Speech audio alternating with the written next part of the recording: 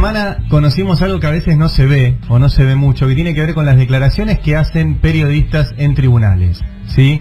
Y conocimos la de un periodista en particular que ha logrado durante todos estos años tener una pátina de periodista serio, riguroso, de investigación, de reconocimiento, de premios, etcétera, que es Hugo Alconadamón, ¿sí? Que es periodista del diario La Nación. La causa en la que fue a declarar como testigo, ¿sí? Que de hecho él en su propia cuenta de Twitter puso: estoy entrando a Comodoro Pi para dar testimonio ya en como 50 veces que por mis investigaciones contra los K y contra los M. Eso dice Alconadamón. Que recordemos, una de sus investigaciones teóricamente contra los M tenía que ver con los Panama Papers, a los cuales él y su equipo de trabajo tuvieron acceso en exclusiva durante meses y meses y meses, en el cual los propios periodistas alemanes que tuvieron esta información y que la abrieron al Consorcio Internacional de Periodistas comentaron que lo único que les interesaba a sus colegas argentinos era conseguir información sobre la familia Kirchner, y que estaban muy desalentados porque eso no estaba ahí. Esto está publicado en el libro Panama Papers de los dos periodistas alemanes que recibieron esta información, y que además tanto investigó Alconadamón a Mauricio Macri que no lo publicó antes de que fueran las elecciones del 2015, escudándose en que eso era un acuerdo con el Consorcio Internacional de la Sarasa. Lo claro es que sabían que un candidato presidencial tenía cuentas offshore, y si lo hubieran sabido del candidato peronista, ¿sabés cómo lo hubieran publicado? Pero bueno, no figuraba. Pero eso no les importó en ese Consorcio Internacional de Periodistas teóricamente serios, que la imagen de los Panama Papers cuando hablaban de Argentina era Cristina. No sé si se acuerdan eso. Era Cristina. Y Cristina no figuraba. Figuraba un ex secretario de Néstor Kirchner, que ya estaba muerto, que se llamaba Daniel Muñoz. Pero bueno, siguieron adelante. El caso es que Alconadamón sigue teniendo esa pátina de periodista serio, de referente, etcétera. Y uno de los casos que tuvo mucha importancia, en los cuales él lo publicó por primera vez en La Nación, tenía que ver con la deuda de Índalo, en realidad de Oil Combustibles, que es una empresa del grupo Índalo, que tituló que debía más de 8.000 millones de pesos a la AFIP. Y esa fue una de las causas, en realidad la causa, por la cual La Nación por un lado y el gobierno de Mauricio Macri por el otro, de la mano de Ricardo Gil Lavedra, entre paréntesis, la AFIP contrató a Ricardo Gil Lavedra de forma totalmente irregular por más de 4 millones de pesos a dedo para que persiguiera a Cristóbal López y a Fabián de Sousa, solamente hasta que esta causa llegara a juicio y después soltarla. Algún día Ricardo Gil Lavedra tendrá que explicar por qué le dieron más de 4 millones de pesos solamente para perseguir a Cristóbal López y a Fabián de Sousa. Ahora, cuando Alconadamón es llamado a contestar preguntas ante el abogado Carlos Beraldi, ante el Poder Judicial, miren lo que pasa. Cuando hizo referencia a los 8.000 millones de pesos, ¿sabe a qué periodos fiscales corresponden dicha deuda? Surge de los balances. Surgía que el volumen total de dinero era de, no me acuerdo la cifra que estaba volcada allí en el artículo periodístico. Usted tomó conocimiento de, posteriormente, ¿no?, de que hubo una pericia que se realizó en esta causa donde justamente desmiente esa información. No. Señor defensor, la pregunta sería si conoce o supo de la existencia de la pericia oficial dispuesta por este tribunal respecto del contribuyente Oil Combustibles y todo lo atinente a periodos fiscales del juicio. No.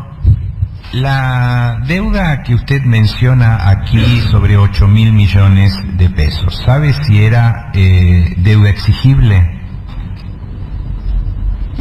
¿A qué momento? A marzo del 2016, cuando usted hizo el artículo. No lo sé. Usted refirió que a Oil Combustibles le habían dado, por lo menos tenía noticia, planes especiales en virtud del artículo 32 de la ley 11683. Sí. Sí. ¿Usted sabe, en el caso específicamente del primer plan, a marzo del 2016, cuánto se llevaba pagado de ese plan? No, ignoro. No. ¿Y esto, tener este dato no le parecía relevante para tener completa su investigación? ¿Cuál? ¿Saber cuánto había pagado el grupo Indalo de estos planes especiales? A la luz de lo que nosotros estamos investigando, específicamente no.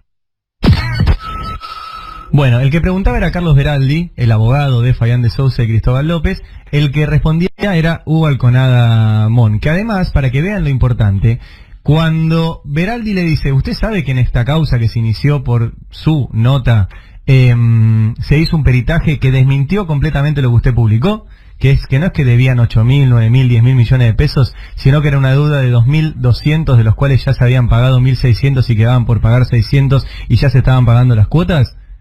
No.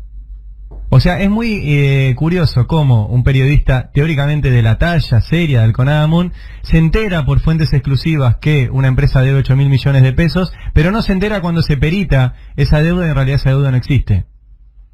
Y ahí hay que empezar a preguntarse un poquito de lo que siempre denominamos las terminales, ¿sí? De a quién responde y qué intereses representan cuando deciden publicar ese tipo de cosas sin ningún tipo de sustento. Yo les voy a dar simplemente una línea que tiene que ver con las becas Eisenhower. Ustedes me preguntarán, ¿qué son las becas Eisenhower? Bueno, las becas Eisenhower son una de las tantas becas que se otorgan con el beneplácito del gobierno norteamericano y de la embajada norteamericana en cada uno de los países, que se llevan a Estados Unidos a lo que ellos denominan líderes, destinadas a líderes excepcionales en sus países que representan diversos sectores, privado, público, organizaciones no gubernamentales, etcétera. Cada uno de estos becarios ha demostrado capacidad de liderazgo y compromiso para mejorar sus respectivas comunidades y promover sus ideas de especialización profesional como resultado de la beca PAPAPA. Hay 57 argentinos que han sido seleccionados, estos de hace un par de años, por eso en un par más, para participar del programa que se inició en el año 1957 y que todos los años festejan en la Embajada de Estados Unidos del otorgamiento de las becas. Bueno, uno de esos 50 y pico es justamente Hugo Alconada Mon. Otra es Laura Alonso, otro es Esteban Bullrich, y así podría seguir la lista y para que vean el perfil de aquellos que viajan. Ahora, ¿quiénes están en la beca Eisenhower? Bueno, su chairman, el número 1, es el general Colin Powell.